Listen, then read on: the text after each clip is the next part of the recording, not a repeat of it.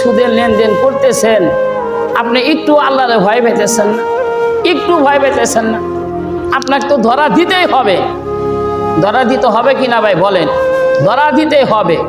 আল্লাহ রব্বুল আলামিন বলেন, সুম্মা ইলাইনা তুরজাউন। ও বান্দা, তুমি যে এত লাফালাফি করতেছো, এত ফালাফালি করতেছো, আমি আল্লাহ আমার কাছে তোমাকে হাজিরা দিতেই হবে।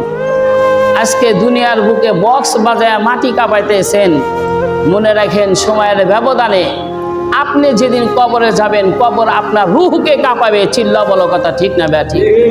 রাসূল সাল্লাল্লাহু আলাইহি সাল্লাম বলছেন, যে ব্যক্তি সুদ খাবে তার বিরুদ্ধে যুদ্ধ ঘোষণা করো, তার বিরুদ্ধে যুদ্ধ ঘোষণা করো। এখন যিনি সুদ খায় তাকে মনে মনে ঘৃণা করলেই চলবে, নাকি তার বিরুদ্ধে সামাজিকভাবে ঐক্যবদ্ধ হয়ে যুদ্ধ ঘোষণা করতে হবে? এটা আমার নবীর কথা, ঠিক কিনা ভাই বলেন?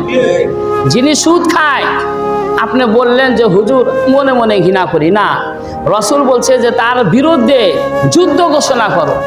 সমাজে যারা সুদ খায়, সুদের লেনদেন করে, সামাজিকতার রাসূলের আদর্শের মালা যদি আপনি গলায় পরিধান করেন, আল্লাহ তাআলার গোলামীর মালা যদি আপনার গলায় থাকে, আপনার উপর দায়িত্ব যে এই যিনি সুদ খায় তার বিপক্ষে আপনাকে যুদ্ধ ঘোষণা করতে হবে।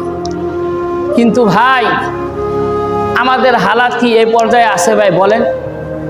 ভাই কোন এই হারাম পথে টাকা উপার্জন করে আপনি কোথায় রাখতেছেন, কোথায় যোগাইতেছেন, কি নিয়ে আপনি যাবেন?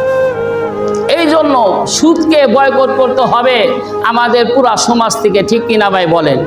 সুদের লেনদেন যারা করে, সুদ যে দেয়, সুদ যে লেখে, সুদের যারা সাক্ষী দেয়, কেলাহুমা ফিন্নার, তারা সকলেই জাহান্নামে যাবে।